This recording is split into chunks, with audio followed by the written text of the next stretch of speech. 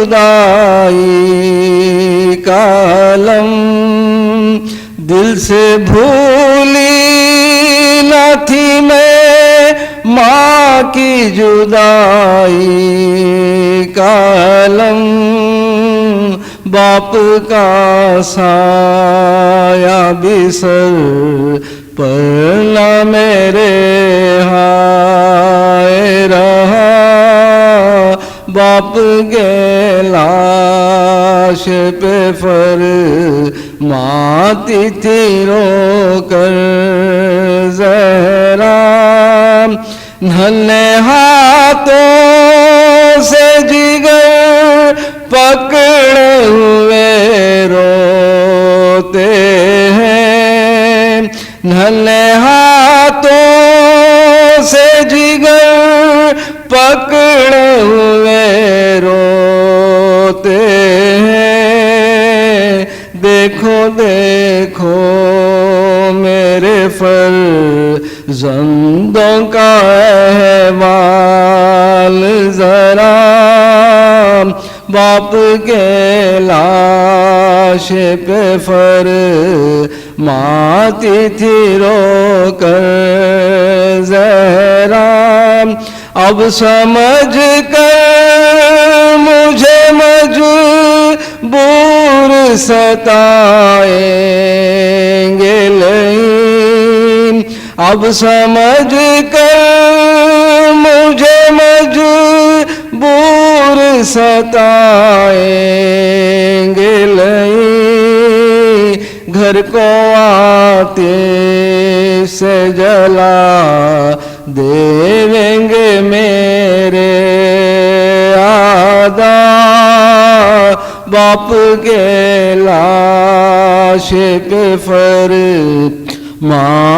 تھی رو کر زہرا ہوگی ویران مدینے کی طرح مسجد بھی ہوگی ویران مدینے کی طرح مسجد بھی آئیں گے روح الامین لے کے نب حکم خدا باپ کے لاش پہ فرماتی تھی رو کر زہرا باندھیں گے حیدر کرار کی گردن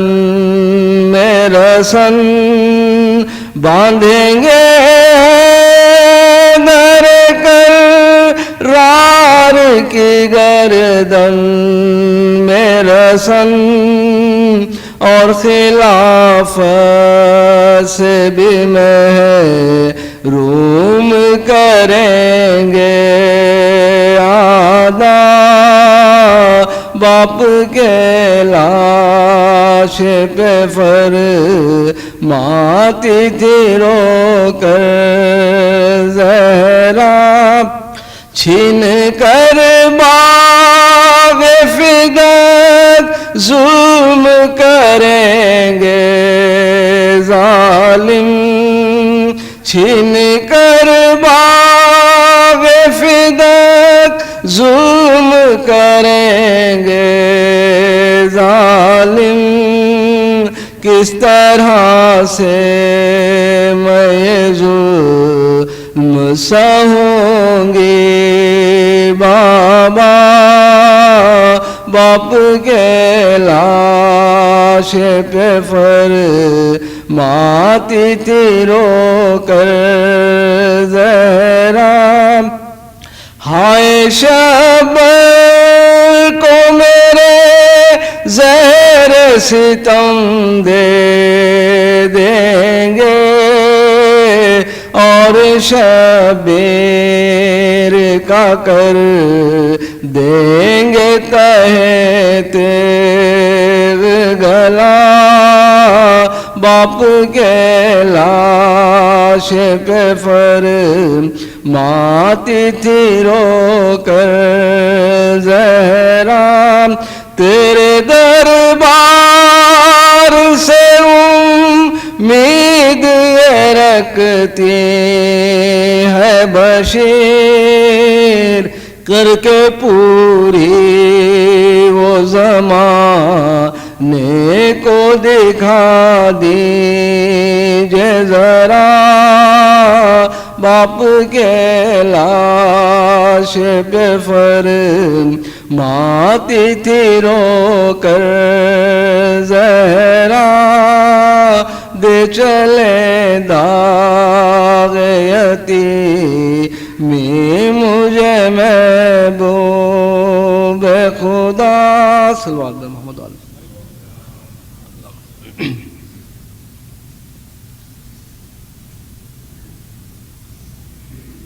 صلی اللہ علیہ محمد علیہ سر پیٹتی ہے فاطمہ زہرا اٹھو اٹھو سر پیٹتی ہے فاطمہ زہرا اٹھو اٹھو سبطین رو کے کہتے ہیں نانا اٹھو اٹھو سر پیٹتی ہے فاطمہ زہرا اٹھو اٹھو کب سے پچھاڑے کھاتے ہیں سبطین آپ کے سمجھاؤ ان کو اے میرے آقا اٹھو اٹھو سر پیٹتی ہے فاطمہ زہرا اٹھو اٹھو ماتم یہ کس کا ہوتا ہے اس شور و شین سے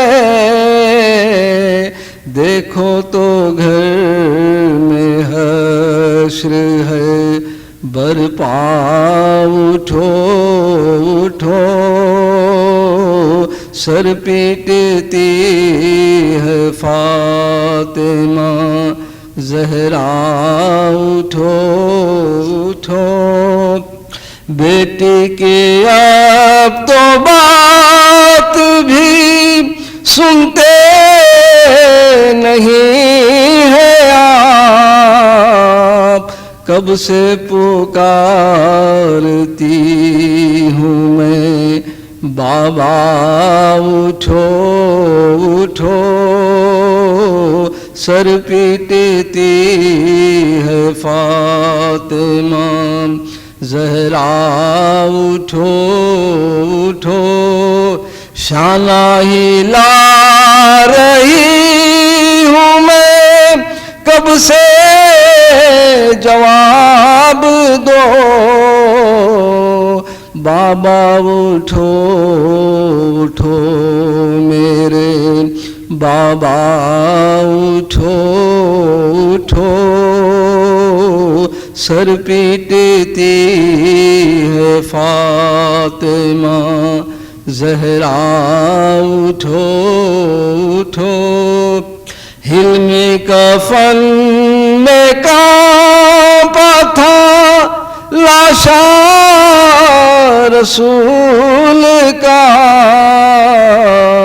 سر پیٹ کر جو کہتی تھی زہرا اٹھو اٹھو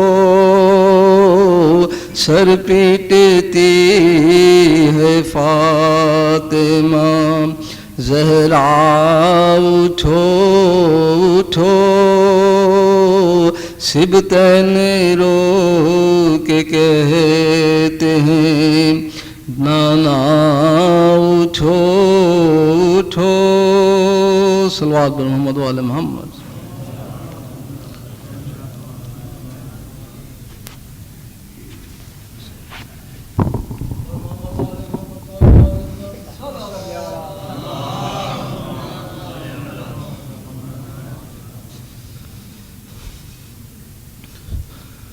آج بھی زینب کی آتی ہے صدا بھائی حسین. آج بھی زینب کی آتی ہے صدا بھائی حسین. تیرا چہرہ تیری آنکھیں بھول نہ پائی حسین. چلتے ناخن سے گرایا خود کو جلتی ریت پر. چلتے ناخن سے گرایا خود کو جلتی ریت پر.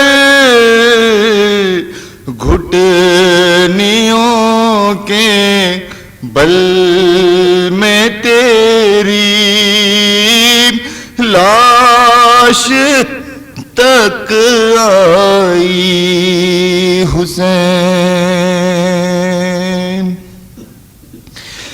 بس میں گھبرا تھی خنجر تجھ پہ چلتا دیکھ کر. بس میں گھبرائی تھی خنجر تجھ پہ چلتا دیکھ کر. پھر کوئی مشکل میں گھر کر میں نہ گھبرائی حسین.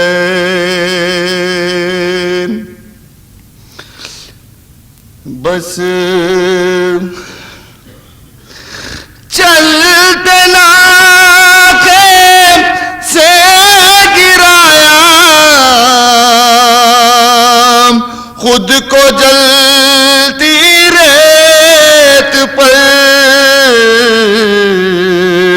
گھٹنیوں کے بل میں تیری لاش تک آئی حسین. بہہ رہے تھے آنکھ سے آنسو تیری رخصت کے وقت. بہہ رہے تھے آنکھ سے آنسو تیری رخصت کے بعد. پھر کوئی آنسو نہ ٹپکا آنکھ پتھرائی حسین.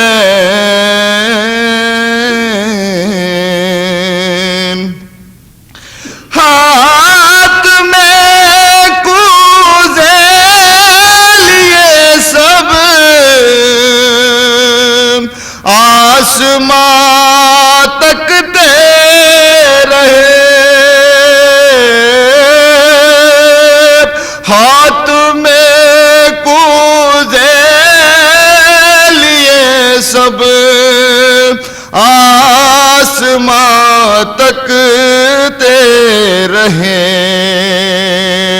ابر نے ایک بوند پانی کی نہ برسائی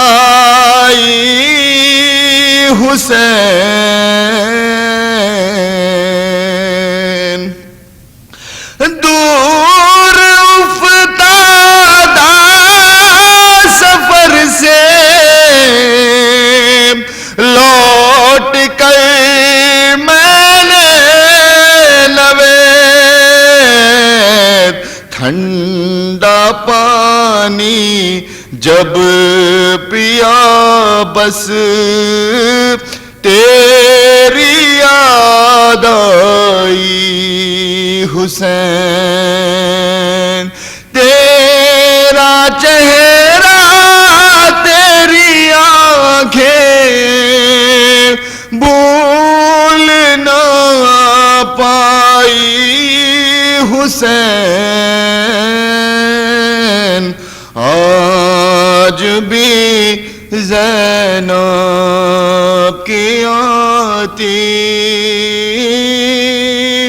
ہے صدا بھائی حسین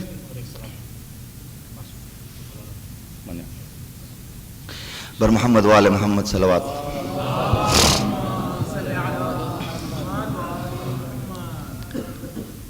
رہ گئی دشت میں تنہا تو وطن یاد آیا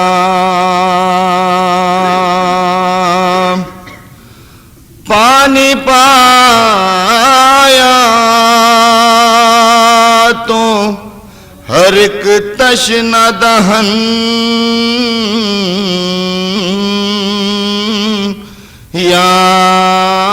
یاد آیا لے کے ہر چیز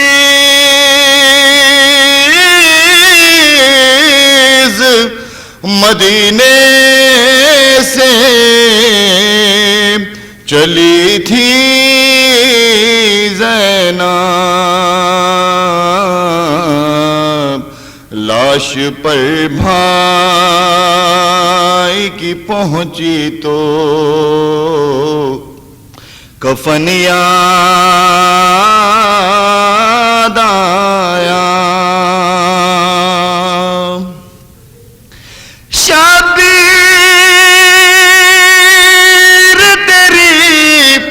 غربت کی قسم میں لاش تیری دفنا دیتی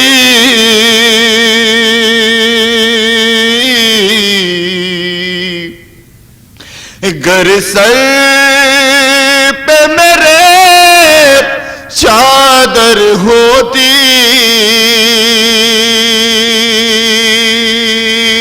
میں تجھ کو کفن پہنا دیتی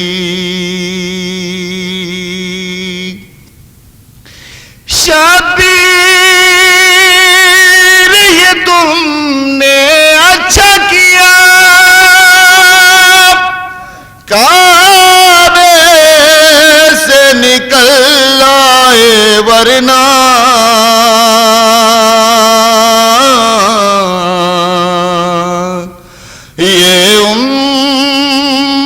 خیموں کے بدلے میں کعبے کو آگ لگا دیتی شبیر تمہیں معلوم تو ہے میرا ہاتھ بندے تھے گردن میں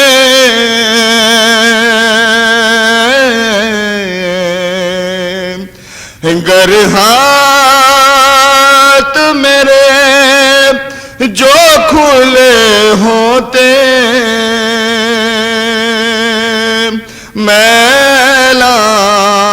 کفن میں لاش وطن پہنچا دیتی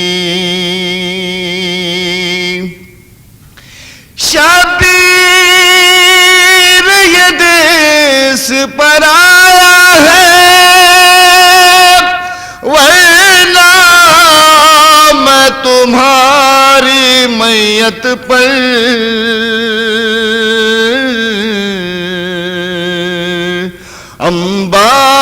انبار لگاتی کلیوں کی پھولوں کی برسا دیتی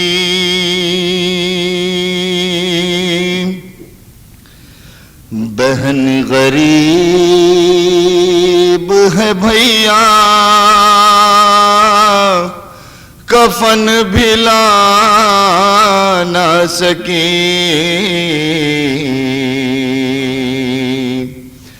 بہن غریب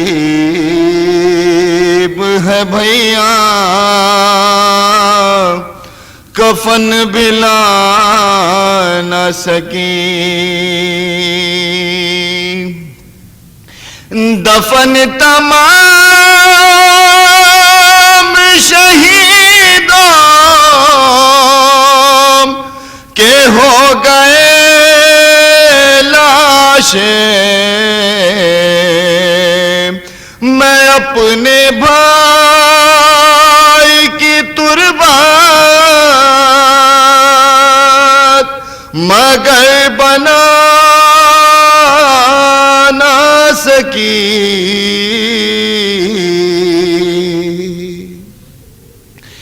غریب بھائی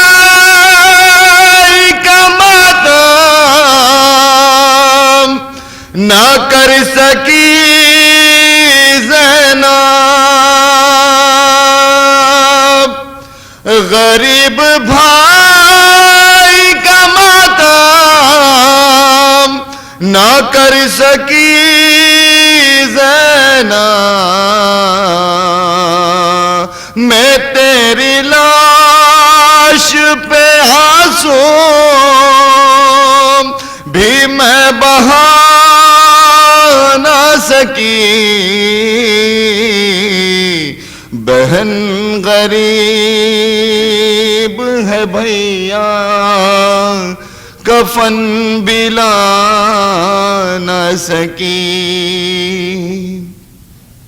جلایا آگ نے دامن کو اس طرح بھیا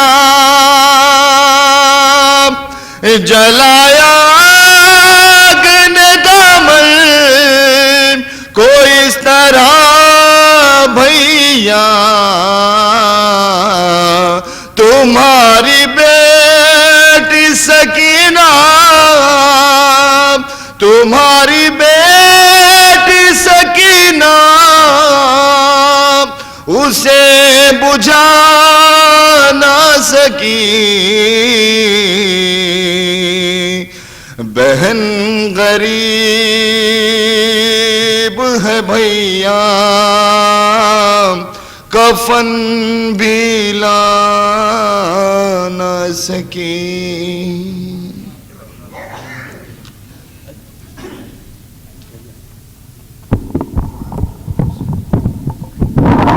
محبت باغ بلند صلوات بھیجتا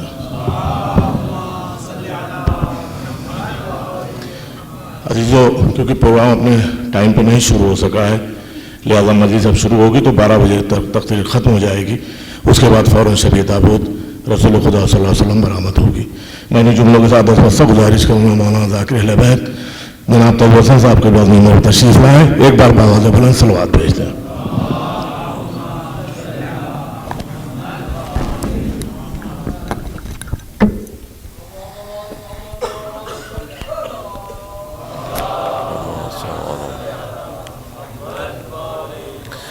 فاتحہ بسم اللہ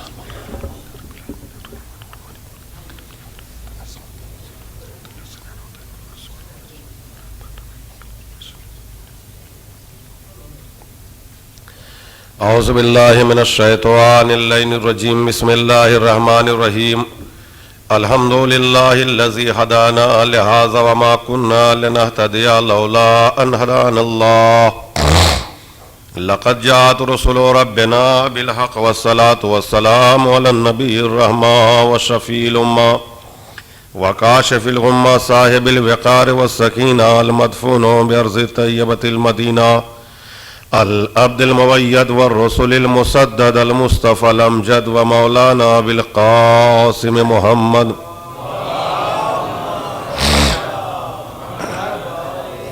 والصلاة والسلام على أهل بيت النبوة ومعدن الرسالة ومختلف الملائكة الذين أذهب الله عنهم الرجس وطهرهم تطهيرا ولعنة الله على أعدائهم وقتلتهم وغاصبي حقوقهم ومنكر فضائلهم ومصائب أجمعين اللهم عذبهم عذابا يستغيث منه أهل النار آمين يا رب العالمين أما بعد فقد قال الله تبارك وتعالى وقوله الحق بسم الله الرحمن الرحيم إن الدين عند الله الإسلام صلوات پڑھ دے محمد وآلہ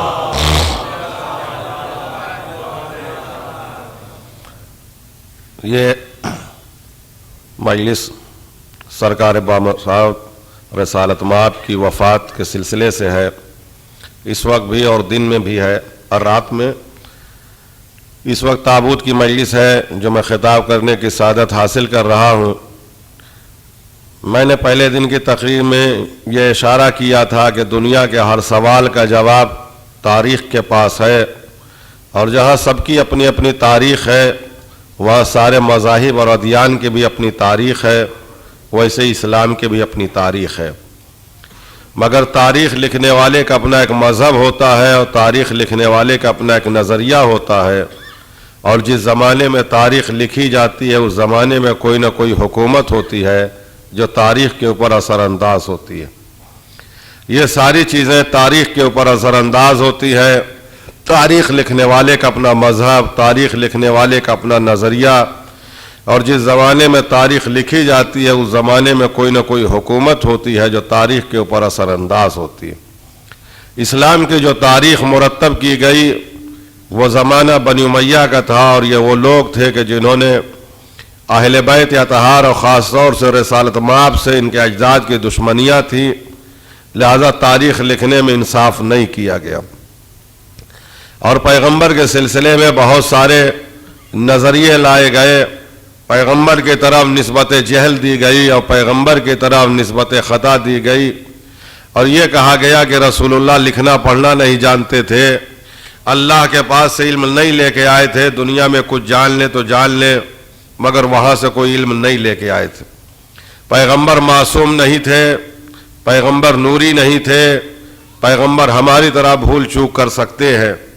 ہم 1400 سال سے اس نظریوں کی مخالفت کرتے ہیں۔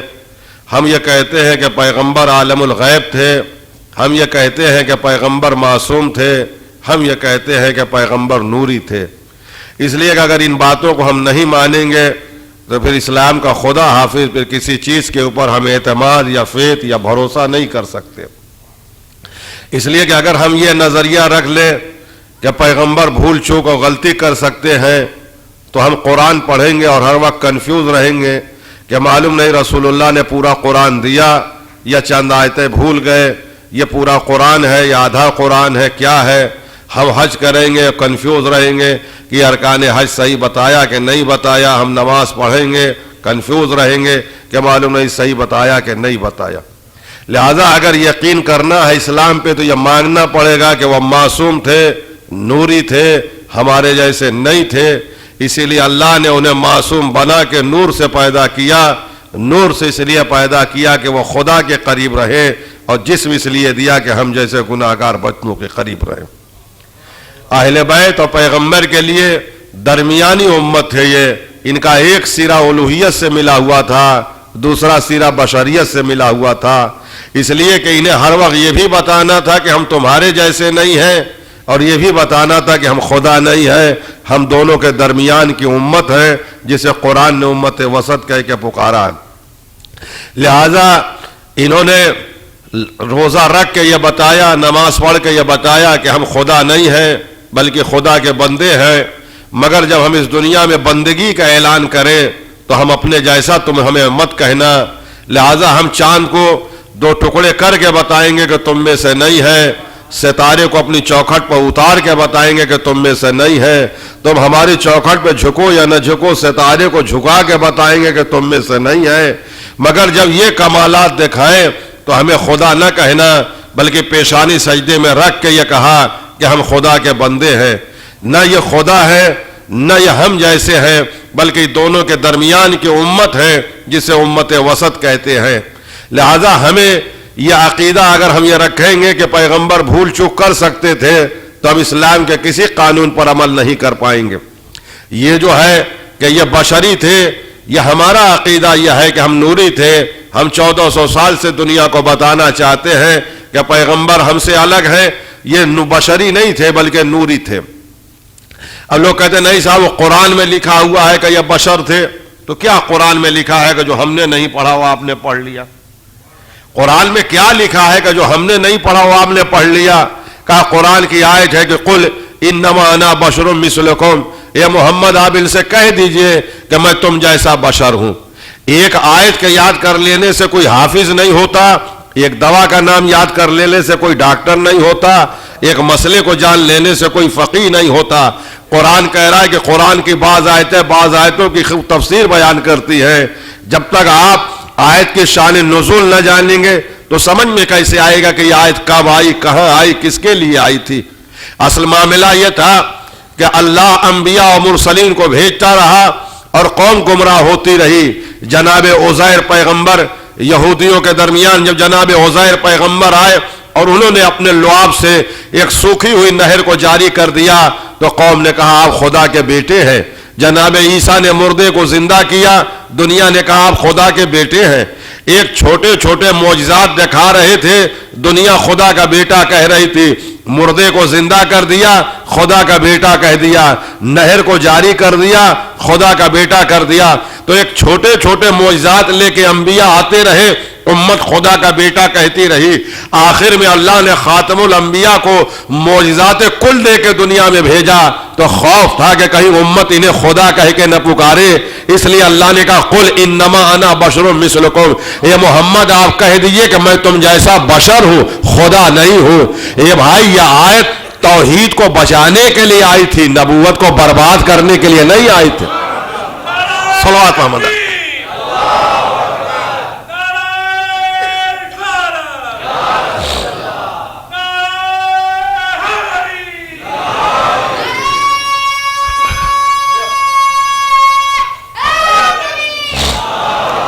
یہ آیت توحید کو بچانے کے لیے آئی تھی, نبوت کو برباد کرنے کے لیے نہیں آئی تھی.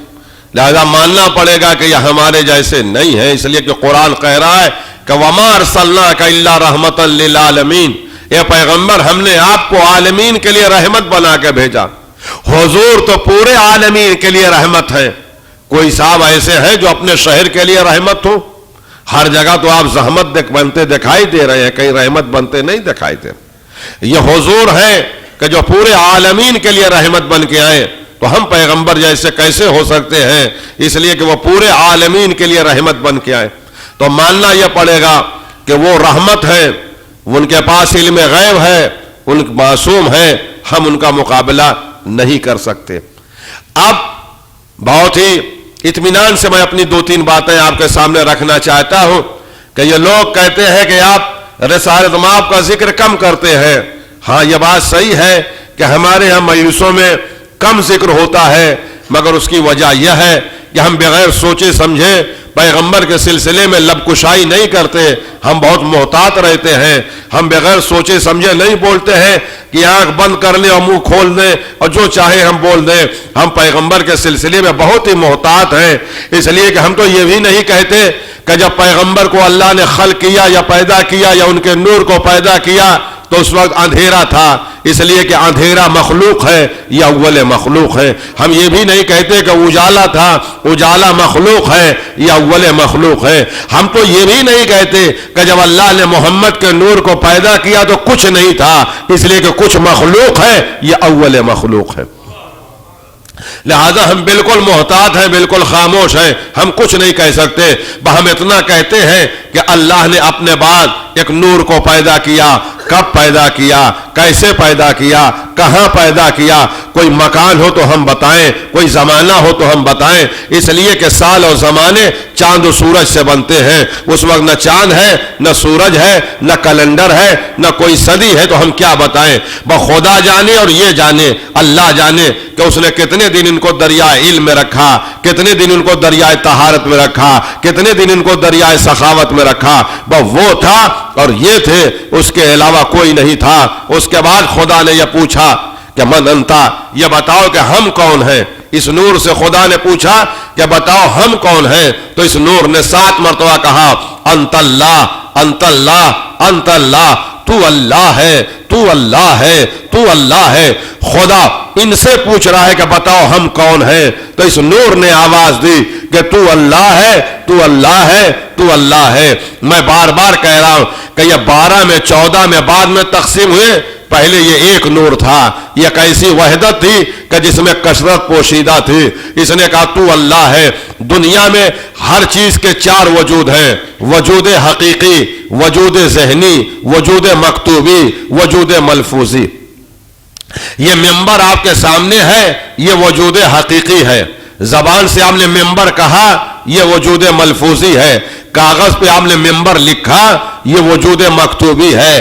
آپ چلے گئے گھر میں ہیں مگر اس ممبر کی تصویر آپ کے دل و دماغ میں ہے, یہ وجود ذہنی ہے. تو دنیا میں ہر چیز کے 4 وجود ہیں, وجود حقیقی, وجود ذہنی, وجود مکتوبی, وجود ملفوظی. مگر اللہ کے صرف 2 وجود ہیں. اس لیے کہ خدا حقیقت میں آ نہیں سکتا, ذہن میں جا نہیں سکتا. لہذا صرف خدا لکھا جا سکتا ہے اور اللہ کہا جا سکتا ہے. یہ محمد وہ ہے کہ جب اس نے خدا کو خدا کہا تب وہ خدا کہا گیا, جب انہوں نے خدا لکھا تب وہ خدا لکھا گیا. یہ ہے اس نور کی عظمت کہ جب انہوں نے خدا کہا تب وہ خدا کہا گیا, جب انہوں نے خدا لکھا تب لکھا گیا. اس لیے کہ ان سے پہلے کوئی نہیں کچھ جانتا تھا.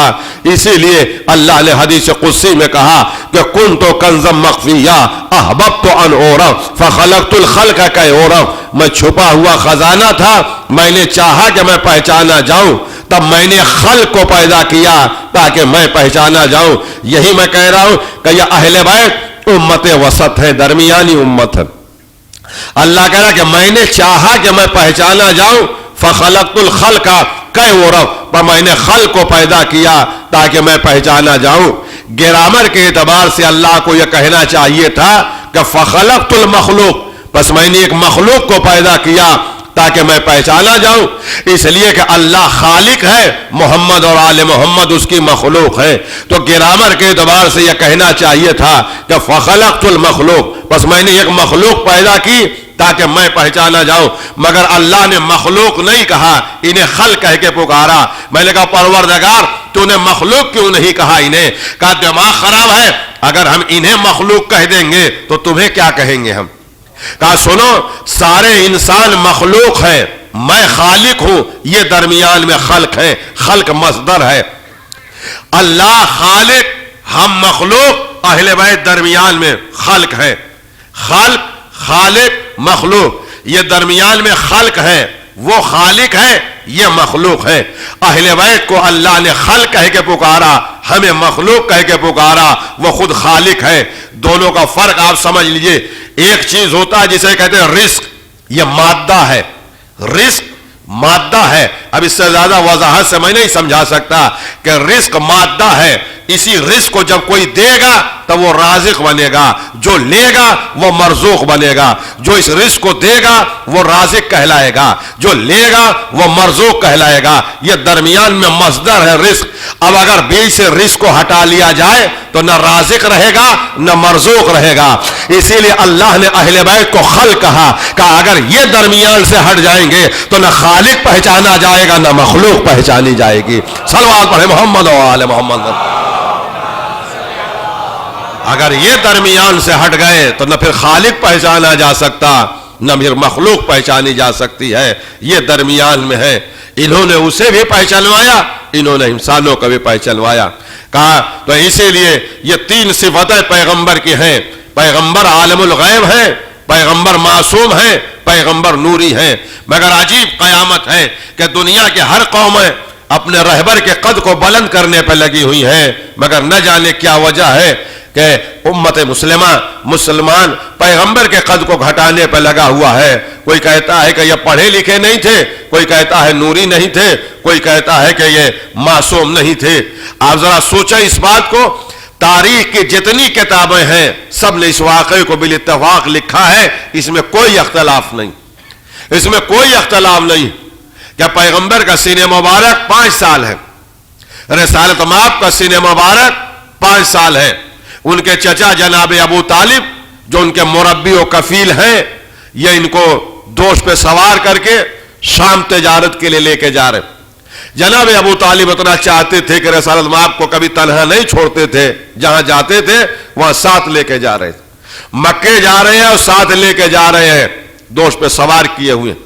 جب حدود شام میں داخل ہوئے، یعنی شام صوبے میں داخل ہوئے، ابھی شام دمشق شہر میں نہیں، شام کے صوبے میں داخل ہوئے تو شام ہو گئی۔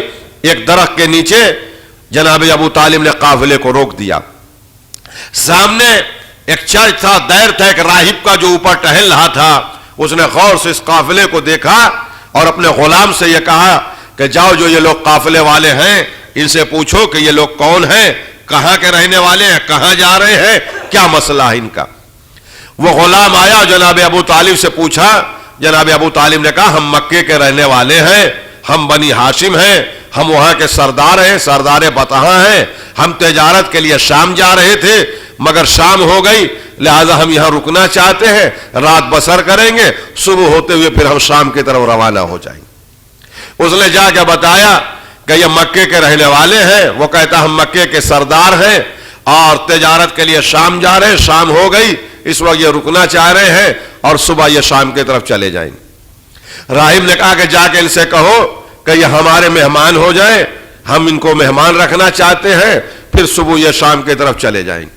جناب ابو طالب نے اس مہمانداری کو قبول فرمایا اور اس نے یہ کہا کہ سارے لوگ ہمارے دائر میں آ جائیں، ہمارے محل میں آ جائیں۔ سب گئے، وہ سب کا استقبال کرتا رہا اور بیٹھالتا رہا شایان شان جگہ پر۔ ایک مسند لگائی تھی جہاں پہ لا کے جناب ابو طالب کو بیٹھالا، اور بیٹھالنے کے بعد غور سے دیکھنے کے بعد کہہ رہا ہے سردار بطحاں اس میں کوئی کم لگ رہا ہے، سردار بطحاں اس میں کوئی کم لگ رہا ہے۔ ابو طالب نے کہا ہاں، وہ ہمارا بھتیجا ہے جس کو ہم نے سامان کے پاس اپنے غلاموں کے ساتھ چھوڑ دیا ہے، اس لیے کہ ہم جہاں جاتے ہیں اس کو ساتھ لے جاتے ہیں، وہ محافظ ہے اس کے۔ انہوں نے کہا یہ تو کوئی بات نہیں ہوئی کہ ہم نے اس کو چھوڑ دیا، اس کو بلا لیجئے، اس لیے کہ یہ جو ہم نے دعوت کی ہے اسی بچے کے لیے کی ہے، یہ جو دعوت کی ہم نے اسی بچے کے لیے کی، اور آپ کے سامانوں کی حفاظت اور آپ کے بچے کی حفاظت یہ سب ہماری ذمہ داری، آپ گھبرائیں نہیں۔ اس نے اپنے غلاموں کو وہاں حفاظت کے لیے لگا دیا۔ جناب رسالت مآب آ گئے، دعوت ہوئی، کھانا جب کھا چکے سارے لوگ فارغ ہو گئے تو اس نے جناب ابو طالب کو بلایا، کہا ذرا آپ کنارے آئیے، ادھر تشریف لائیے۔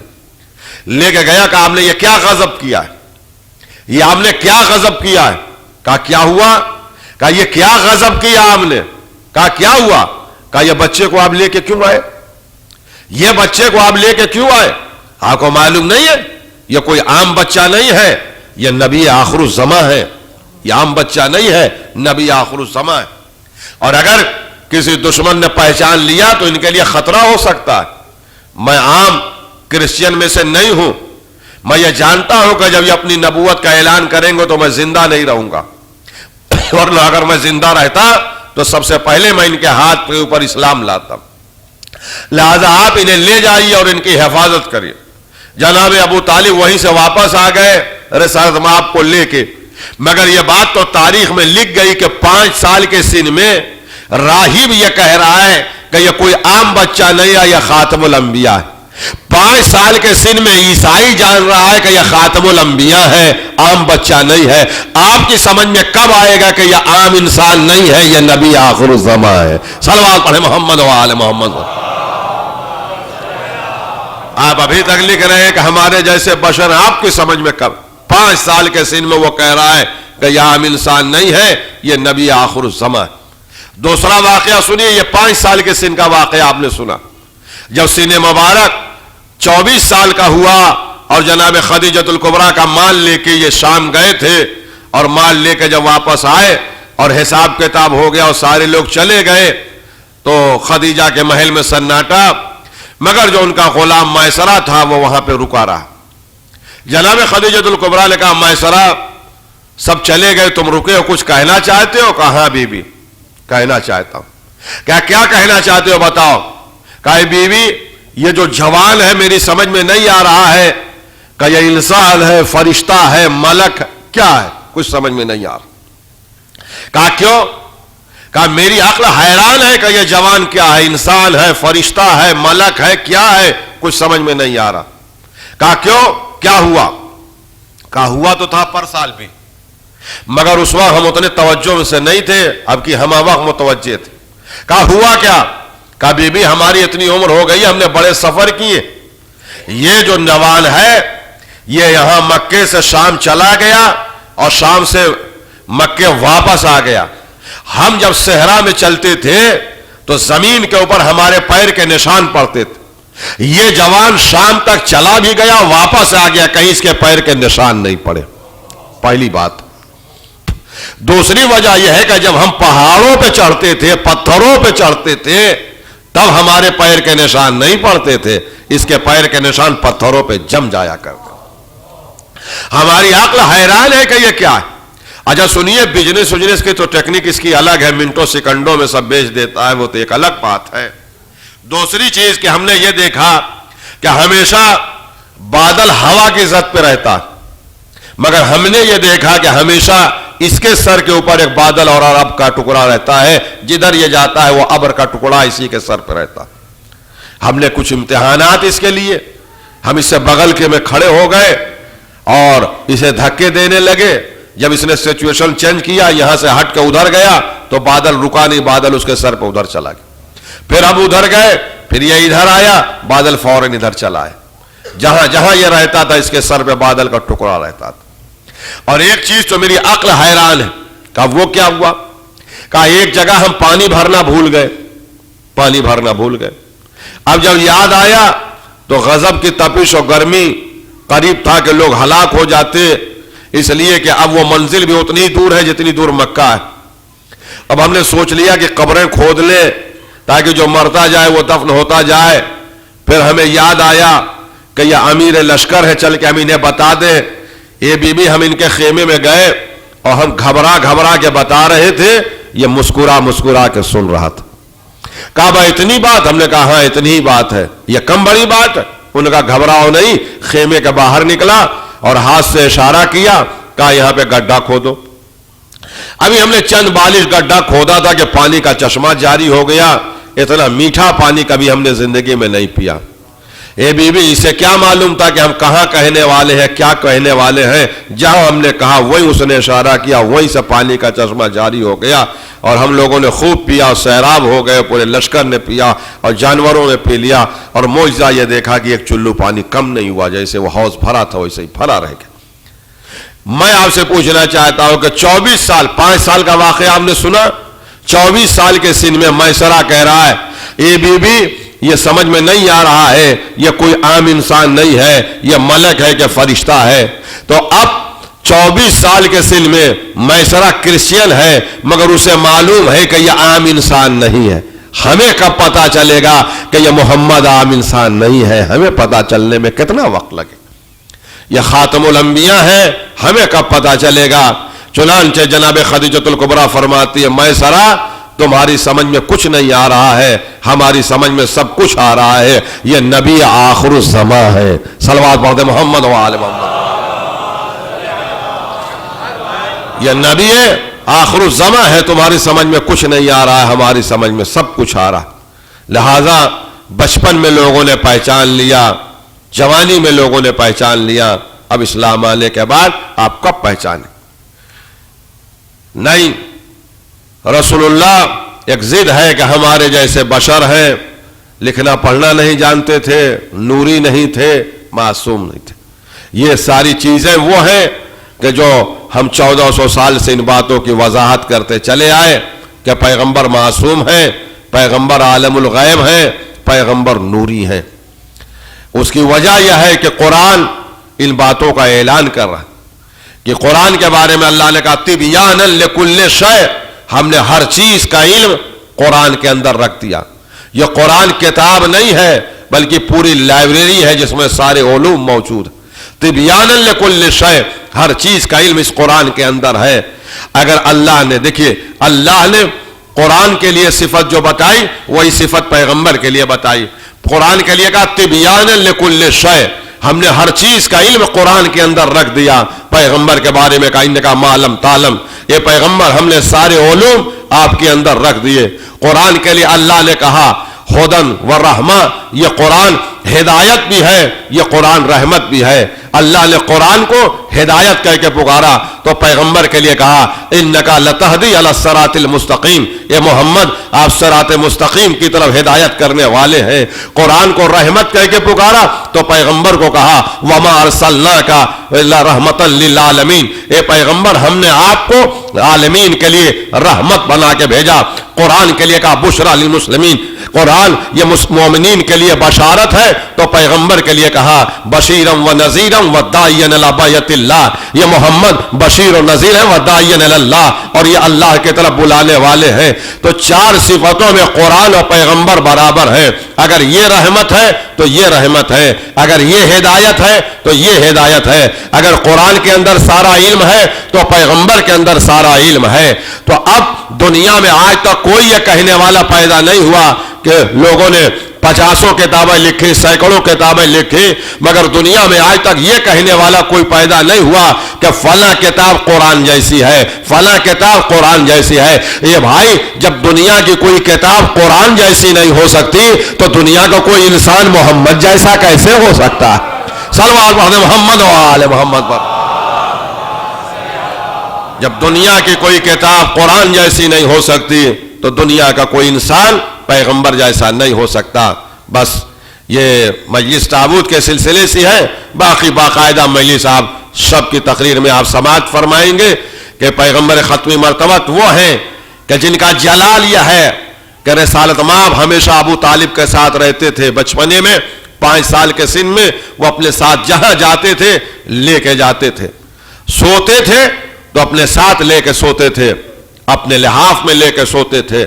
اور روایت کے جملے یہ ہیں کہ جناب ابو طالب نے پیغمبر سے یہ فرمایا بیٹا اپنے کرتے اتارو اور لیٹ جاؤ بستر میں. تو پیغمبر نے فرمایا فول وجہک, اے میرے چچا آپ اپنے چہرے کو موڑ لیجئے, اس لیے کہ اگر ہمیں اس عالم میں دیکھے گا تو اس کے آنکھ کی بینائی چلی جائے گی. پیغمبر جناب ابو طالب سے بچپنے میں کہہ رہے ہیں کہ آپ, میں کپڑے اتار رہا ہوں مگر آپ اپنے چہرے کو موڑ لیجئے, اپنی آنکھوں کو ہماری طرف نہ دیکھیے گا, اس لیے کہ اگر کسی نے ہم کو دیکھ لیا تو پھر اس کی بصارت چلی جائے گی. جب ابو طالب نہیں دیکھ سکتے تو دنیا میں کون ہے کہ جو پیغمبر کو اس عالم میں دیکھ سکتا ہے؟ یہی وجہ ہے کہ پیغمبر نے آخری وقت یہ وصیت کیا تھا, اے علی تم اپنے ہاتھ سے ہمیں غسل دینا, اے علی اپنے ہاتھ سے تو ہمیں کفن پہنانا, اس لیے کہ کوئی شریک نہ ہو غسل میں. اس لیے کہ اگر کسی نے بھی ہماری میت کو دیکھ لیا تو اس کی آنکھ کی بینائی چلی جائے گی. اگر کسی نے بھی ہماری میت کو دیکھ لیا تو اس کی بصارت چلی جائے گی, وہ دیکھ نہیں سکتا. یہ نور کا عالم ہے کہ جو امیر المومنین کے علاوہ کوئی دیکھ نہیں سکتا تھا. اسی لیے پیغمبر ختمی مرتبت کو جب غسل دے رہے تھے تو امیر المومنین رو رو کے غسل دے رہے تھے, رو رو کے کفن پہنا رہے تھے. اسی لیے ہم عالم اسلام کو یہ بتانا چاہتے ہیں کہ یہ اہل بیت اطہار کی عظمت ہے کہ امیر المومنین کے علاوہ کوئی غسل نہیں دے سکتا تھا. اس لیے کہ جو بھی پیغمبر کو اس عالم میں دیکھتا اس کی بصارت چلی جاتی. علی رو رہے ہیں, शहजादी फातिमा रो रही है और वसीयतें याद आ रही है। अजरकुम अल्लाह, खुदा आपको किसी गम में लाए सिवाय गम सैयद शुहदा में। रोज आका हुसैन का मातम होता है, आज उनके नाना रसूलुल्लाह का मातम है। अभी थोड़ी देर के बाद पैगंबर का ताबूत बरामद होगा जिसकी आप ज़ियारत करेंगे। आज़ादारों, चंद जुमले नाना के लिए भी रो लीजिएगा, रिसालत माप के लिए है। रवायत के जुमले यह है कि जब पैगंबर के जिंदगी का आखिरी वक्त है, शहजादी फातिमा के जानू पे पैगंबर का सर है। कोई बार बार दरवाजे पे यह कह रहा है कि हम मिलना चाहते हैं, हम मिलना चाहते हैं। शहजादी बार बार कह रही है मेरा बाबा इस वक्त बीमार है, मुलाकात नहीं हो सकती। थोड़ी देर के बाद फिर वो कहता है हम पैगंबर से मिलना चाहते हैं। इतने में शहजादी की आंखों से आंसू आ गए और वो गर्म गर्म आंसू पैगंबर के नर्म नर्म रुखसार पे पड़े। पैगंबर ने आंखें खोला, ज़हरा रोने का सबब क्या है? अभी तेरा बाबा जिंदा है। कहा बाबा बहुत देर से कोई दरवाजे पे है जो कह रहा है मिलना चाह रहे हैं, हम बार बार कह रहे हमारा बाबा बीमार है मगर वो आवाज दे रहा है। पैगंबर ने कहा बेटी ये तेरे दरवाजे की अजमत है जो वो पूछ रहा है, वो मलकुल मौत है जिसको अल्लाह ने इजाजत दी है, उसको कहीं पूछने की जरूरत नहीं है, मगर ये दर सैयदा की अजमत है कि जो पूछ रहा है ए बीबी इजाजत दे दो, अब मेरी जिंदगी का आखिरी वक्त है। आजादारों, ये रवायत तो आप बराबर सुनते रहते हैं मगर इससे पहले की भी एक रवायत है जो बहुत कम पढ़ी जाती है। इससे पहले की एक रवायत है जो बहुत ही कम पढ़ी जाती है। वो रवायत यह है, इससे पहले की एक रवायत है जो बहुत कम पढ़ी जाती है। वो ये है कि मलकुल मौत के आने से पहले जिब्रील अमीन नाजिल हुए और जिब्रील अमीन एक पोटली लेके आए जो पैगंबर को दिया। पैगंबर उस पोटली को देख के बहुत रोए ज़ारो कतार, यहाँ तक कि रीश मुबारक से आंसू टपक रहे थे। आगे फातिमा, अली, हसन और हुसैन सब बैठे हुए हैं। पैगंबर ज़ारो कतार रो रहे हैं, रीश मुबारक से आंसू टपक रहे। उसके बाद जब पैगंबर ने उस पोटली को खोला तो उसमें से काफूर था। एक मुश्त काफूर उठाया, अली के अल्फाई मुश्त काफूर उठाया, फातिमा के हाथ पर रखा। ये मेरी बेटी न रो, सबसे पहले तू मुझसे मुलाकात करेगी। यह हमारी फजीलत है कि अल्लाह ने आसमान से हमारे लिए जन्नत से काफूर भेजा है। ये एक मुश्त काफूर रख ले जो तेरे हिस्से का है, ये तेरे कफन में काम आएगा। उसके बाद एक मुश्त काफूर उठाया, मौला अली के हाथ पे रखा, कहा अली ये तुम्हारे हिस्से का काफूर है, तुम्हें काम आएगा। उसके बाद एक मुश्त काफूर उठाया, इमाम हसन को दिया, कहा मेरे लाल ये तेरे हिस्से का काफूर है। बस जितना बचा हुआ काफूर था अली के हाथ पे रखा, कहा या अली ये मेरे कफन और मेरे हिस्से का काफूर है। उसके बाद पैगंबर ने आंखें बंद कर ली। पायती छोटा शहजादा हुसैन खड़ा था जो चीख मार के रोने लगा। हुसैन के रोने पे फातिमा रोने लगी। पैगंबर ने आंखें खोली, शहजादे रोने का सबब क्या है? नन्हे नन्हे हाथ जोड़े, नाना आपने अम्मा को काफूर दिया, बाबा को काफूर दिया, भैया को काफूर दिया, आखिर वजह क्या है कि हमें काफूर नहीं दिया? पैगंबर रो के कहते अली फातिमा का बाजू पकड़ो, अली फातिमा का बाजू पकड़ो।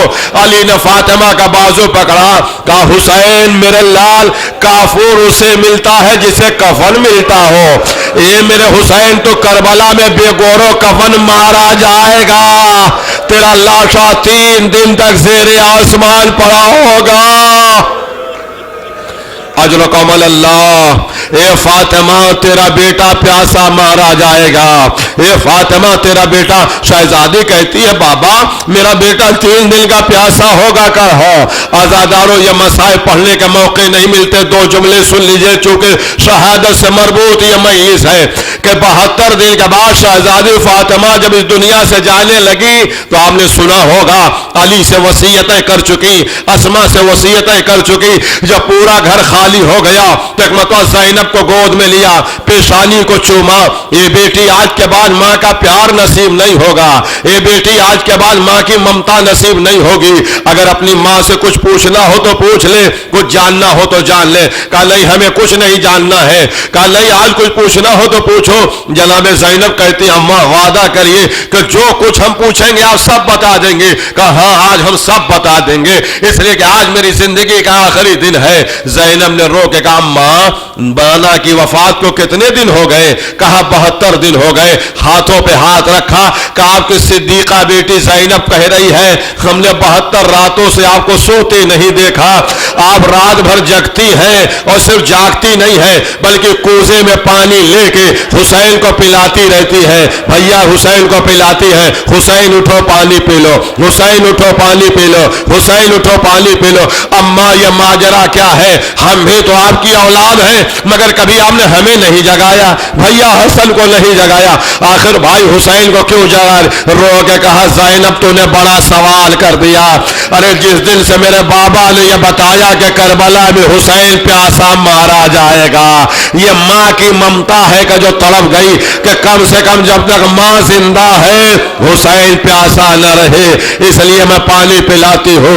ये ज़ैनब अब तुमने सुन लिया है तो हुसैन की फितरत में प्यास है, जब उसे प्यास लगे पानी पिला लो, अजरकुम अल्लाह। उसके बाद पैगंबर वसीयतें कर चुके, अमीरुल मोमिनीन से पैगंबर वसीयतें कर रहे हैं, ये अली मेरे बात सब्र करना, ये अली मेरे बात सब्र करना, हालात को देखना, ये अली हमारे बाद तुम पर मुसीबतों के पहाड़ टूट जाएंगे, ये अली ए फातिमा हमारे बाद सब्र करना है। सबको वसीयतें करते करते पैगंबर की रूह कफस और सुरी से परवास कर गई। ये ज़हरा है कि जो रो रही है हाय मेरा बाबा चला गया इस दुनिया से, इसलिए कि पैगंबर अली और फातिमा के लिए एक शजरे सायादार की हैसियत रखते थे। यही वजह है कि अब अहले बैत है जो सिसक सिसक के रो रहे हैं, हसन और हुसैन ठाड़े मार रहे हैं, ज़हरा रो रही है, अली सब्र करा रहे, फातिमा सब्र करो, फातिमा सब्र करो, अपने बच्चों का ख्याल करो। देखो हसनैन कैसे बिलक बिलक के रो रहे हैं। उसके बाद वसीयत के मुताबिक अमीरुल मोमिनीन ने गुस्ल दिया और गुस्ल देने के बाद कफन पहनाया और कफन पहनाने के बाद अली ने जनाजा उठाया। हाय पैगंबर की गुर्बत, हसन और हुसैन सहारा दे रहे हैं, अमीरुल मोमिनीन जनाजे को उठा रहे हैं। घर के बाहर जब निकले तो चंद सहाबा इकराम हैं जो पैगंबर के जनाजे को उठाए हुए हैं, ज़ैनब उलिया मकाम जनाजे को उठाए हुए हैं, जनाब फातिमा तो ज़हरा है कि जो रो रही है। अमीरुल मोमिनीन लेके आए कब्र के पास जहां आज रसालत माब की कब्र है, वहां पे दफन किया। दफन करने के बाद जब वापस पलटे हैं तो क्या देखा कि जनाब फातिमा रोते रोते बेहोश हो गई है, गश से फाका हुआ। अमीरुल मोमिनीन बैठे हैं, ज़हरा आप इतना ज्यादा रो क्यों रही है? मैं कहता रो के कहा अली आज मेरा बाबा इस दुनिया से चला गया, किस गुर्बत के आलम में है। ए अली आज के बाद हम पे मुसीबतों के पहाड़ टूट जाएंगे। ए अली दुनिया ने इस दरवाजे को भुला दिया, मेरा बाबा मुझसे कह के गया है कि ए फातिमा अली का बड़ा ख्याल रखना, इसलिए कि अब ज़माना अली का दुश्मन होने जा रहा है। सयालमुल लज़ीन ज़लमू यमुनक़लमू मातम हुसैन।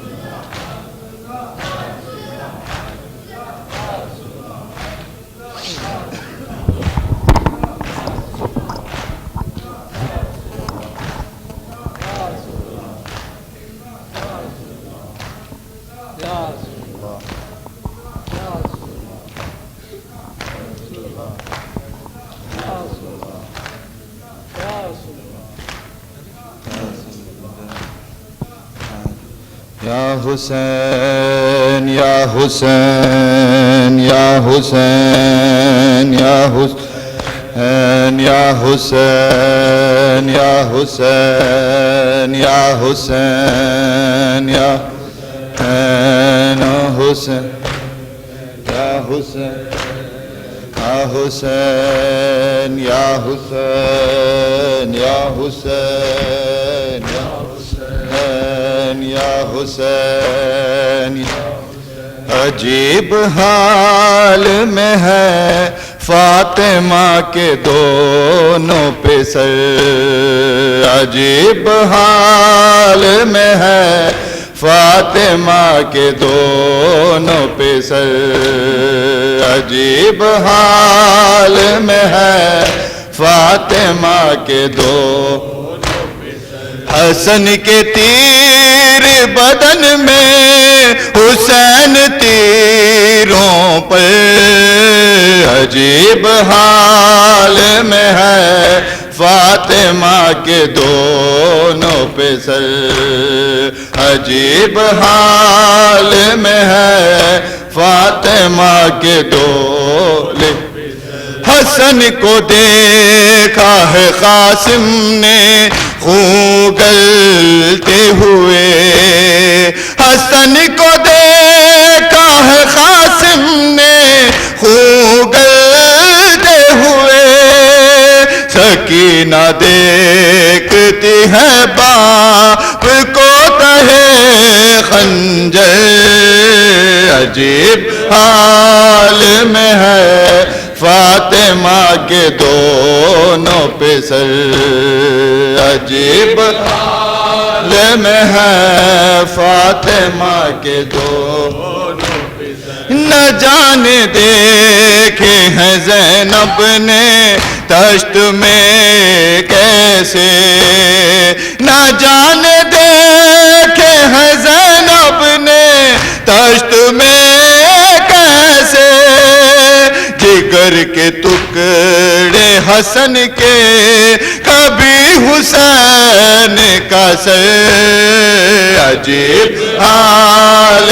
میں ہے فاطمہ کے دونوں پہ سر عجیب حال میں ہے فاطمہ کے دونوں پہ سر حسن جاتے ہوئے چومے بازو زینب کے حسن جاتے ہوئے چومے بازو زینب کے حسین جاتے ہوئے چومتے رہے چادر عجیب حال میں ہے فاطمہ کے دونوں پہ سر عجیب حال میں ہے فاطمہ کے دونوں پہ سر حسن کے بیٹے کے امت نے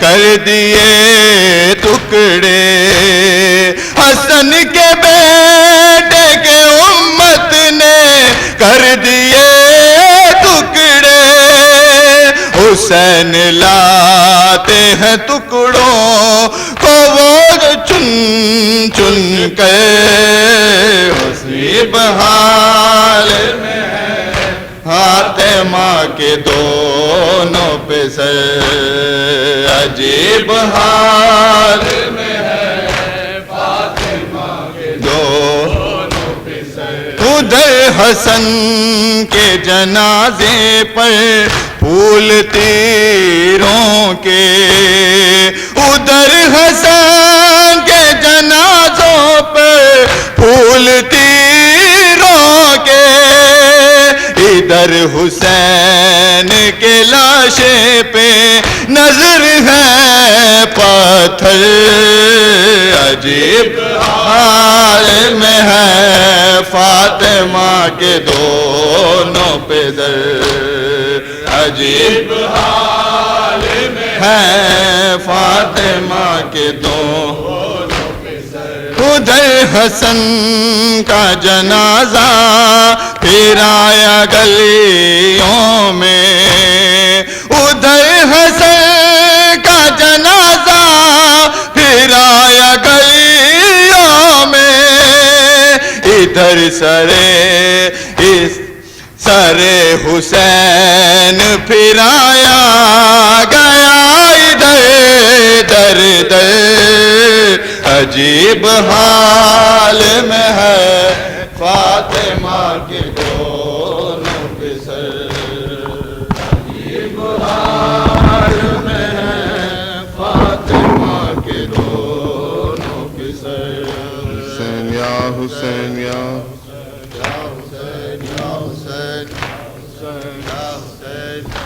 احمد کا ہے جنازہ، حسنین رو رہے ہیں، احمد کا ہے جنازہ، حسنین رو رہے ہیں، احمد کا ہے جنازہ، حسنین رو رہے ہیں، احمد کا ہے جنازہ، حسنین رو رہے ہیں، گریا گناہ عالم، گریا گناہ عالم، حسنین رو رہے ہیں، احمد کا ہے جنازہ، حسنین رو رہے ہیں، احمد کا ہے جنازہ، حسنین رو رہے ہیں، احمد کا ہے جنازہ، حسنین رو رہے ہیں، مشکل کشائے مشکل یہ آ پڑی ہے، مشکل کشا پہ مشکل یہ آ پڑی ہے، نانا کے غم میں ڈوبے، نانا کے غم میں ڈوبے، حسنین رو رہے ہیں، احمد کا ہے جنازہ، حسنین رو رہے ہیں، احمد کا ہے جنازہ، حسنین رو رہے ہیں، تطہیر کی سنہری حلقے کے ٹوٹنے سے، تطہیر کے سنہری حلقے کے ٹوٹنے سے، موتی جو گر رہے ہیں، موتی جو گر رہے ہیں، حسنین رو رہے ہیں، احمد کا ہے جنازہ، حسنین رو رہے ہیں، احمد کا ہے جنازہ، حسنین رو رہے ہیں، احمد کا ہے جنازہ، حسنین رو رہے ہیں، مادر کے بعد غم یہ سہنا ہے فاطمہ کو، مادر کے بعد غم یہ سہنا ہے فاطمہ کو، بابا کی یاد کر کے، بابا کو یاد کر کے، حسنین رو رہے ہیں، احمد کا ہے جنازہ، حسنین رو رہے ہیں، احمد کا ہے جنازہ، حسنین رو رہے ہیں، احمد کا ہے جنازہ، حسنین رو رہے ہیں، گریے کی بس صدائیں آتی ہے ہر جگہ سے، صدائیں آتی ہیں ہر جگہ سے، مجلس جو ہو رہی ہے، مجلس جو ہو رہی ہے، حسنین رو رہے ہیں، احمد کا ہے جنازہ، حسنین رو رہے ہیں، احمد کا ہے جنازہ، حسنین رو رہے ہیں، نالا کنا ہے بیٹی مرسل کا ہے جنازہ، نالا کنا ہے بیٹی مرسل کا ہے جنازہ، فرقت میں بابا جان کی،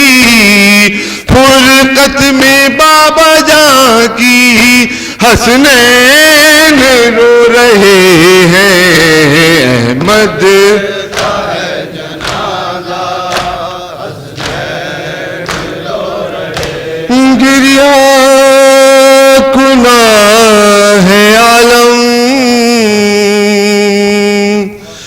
گریہ کنا ہے عالم، حسنین